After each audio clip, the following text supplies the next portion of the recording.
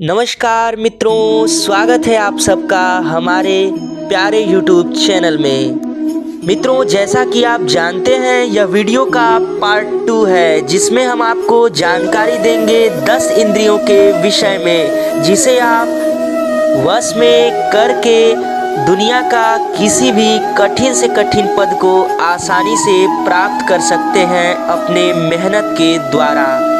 First part में हमने बताया था 5 ज्ञानेंद्रियों के विषय में और उसको वश में कैसे किया जाए।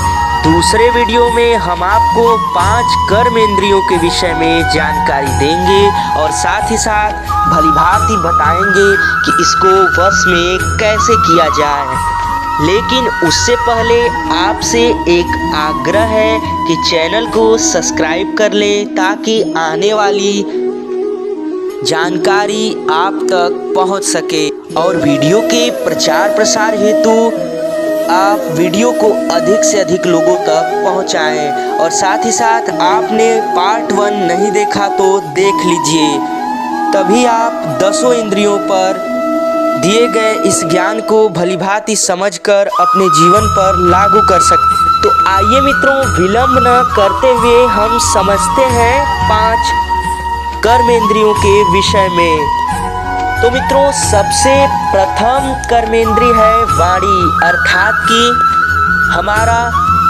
वचन बोलने का मार्ग, मुख, जिससे हम अपने शब्दों को बोलते हैं। और अगर हम इस पर वश कर लें तो हम दुनिया में सबको वश में कर सकते हैं, क्योंकि आप जितना मीठा और सत्य वचन बोलेंगे लोग उतना ही आपसे प्रभावित होंगे, आपकी तरफ आकर्षित होंगे। आपकी वाणी से लोगों को आपके चरित्र एवं आपके महत्व का पता चलेगा और वाणी से ही आपके ज्ञान का भी पता चलेगा। लेकिन हमें ज्ञान को कैसे प्रकट करना है ये भी पता होना बेहद ही आवश्यक है, वो भी मीठे तरीके से, प्रेम रूप से। इसी वाणी के कारण बहुत सारे लोग आज के समय में कटु वचन बोलकर एक दूसरे से लड़ाई झगड़ा करके जीवन को बर्बाद कर रहे हैं। इसलिए जो व्यक्ति इस प्रथम कर्मेंद्री को वश में कर लेता है कि उसे क्या बोलना है क्या नहीं बोलना है, वह व्यक्ति सफल हो जाता है और उसका कोई भी दुश्मन नहीं रहता, सभी व्यक्ति उसके मित्र ही होते हैं। मित्रों, जानकारी देते हैं कि आप इसको वश में कैसे करेंगे। जो भी शब्द अगर आप दूसरे किसी व्यक्ति को बोलते हैं, आप उन विषयों का चयन करिए कि आप स्वयं के लिए अगर यह शब्द बोलेंगे तो आपको यह प्रिय लगेगा या नहीं। अगर वह शब्द आपके लिए प्रिय हो और दूसरे के लिए भी भलाईपूर्ण भावनाओं का हो तो आप उन शब्दों का चयन कर सकते हैं। लेकिन निर्भर करता है कि आप किस प्रकार से वाणी का चयन कर रहे हैं। आप सही चीज़ों पर भी कई बार चर्चा करेंगे, लेकिन अलग गलत तरीके से चर्चा करेंगे तो कार्य नहीं बनेगा, अर्थात कि क्रोध रूप में नहीं, प्रेम रूप में ही वाणी का प्रयोग किया जाए, तभी वाणी पर पूर्ण नियंत्रित किया जा सकता है। मित्रों, आशा करते हैं यह प्रथम कर्मेंद्री आपको समझ में आया होगा। बढ़ते हैं दूसरे कर्मेंद्री के ओर। दूसरा कर्मेंद्री है पैर। पैर हमारे जीवन में बहुत सारे महत्वों को पूर्ण करता है। हमें चलने में, सोने, उठने, बैठने, खाने, प्रत्येक चीज़ में पैर का प्रयोग है। लेकिन यही पैर जीवन में कई लोगों के कष्ट प्रदान भी होता है। कष्ट प्रदान का अर्थ है कि पैर में रोग होना या किसी प्रकार की पीड़ा, वह तो स्वाभाविक है। लेकिन पैर का यहाँ तात्पर्य है कि जीवन में कई जगहों पर ना जाएं, जहाँ गलत संगति हो, जहाँ मांस भक्षण, शराब इत्यादि, जुआ, पराई स्त्री गमन, नृत्य, अवांछनीय तरीके से नृत्य हो, या जहाँ भी गलत प्रकार की चीज़ें हो वहाँ न जाए, और जहाँ अपना सम्मान न हो वहाँ भी न जाए, क्योंकि ऐसे जगहों पर जाने से आप अपना हानि कर सकते हैं और उसके बाद आपका इस कर्मेंद्री पर वश नहीं रहेगा। इसलिए अपने दूसरे कर्मेंद्री पैर पर भी पूर्ण नियंत्रण रखें। यह भी आपको सफल होने में बहुत बड़ा योगदान देता है। तो मित्रों, आशा करते हैं आप समझ गए होंगे पैर के विषय में। आइए समझते हैं तीसरे कर्मेंद्री हाथ के विषय में, अर्थात कि हाथ आपको कैसे प्रयोग में लेना है, कहाँ कहाँ करना है। आप उसी प्रकार से ही जीवन में आगे बढ़ सकते हैं। आपको स्वयं इसकी जानकारी होनी चाहिए कि आपको कहाँ कहाँ कैसे कैसे अपने हाथों को प्रयोग करना है। लिखने, पढ़ने, खाने इत्यादि में तो प्रयोग व्यक्ति करता है, लेकिन यही हाथ व्यक्ति को झगड़ा करवाने, झगड़ा करने, किसी को मारने पीटने और गलत कार्य के लिए भी बढ़ता है, जैसे चोरी के लिए इत्यादि। इसलिए अपने हाथ को पूर्ण नियंत्रित रखें और अपने वश में रखें, क्योंकि यह आपका वह कर्मेंद्री है जो आपको अपने लक्ष्य से भटका रहा है।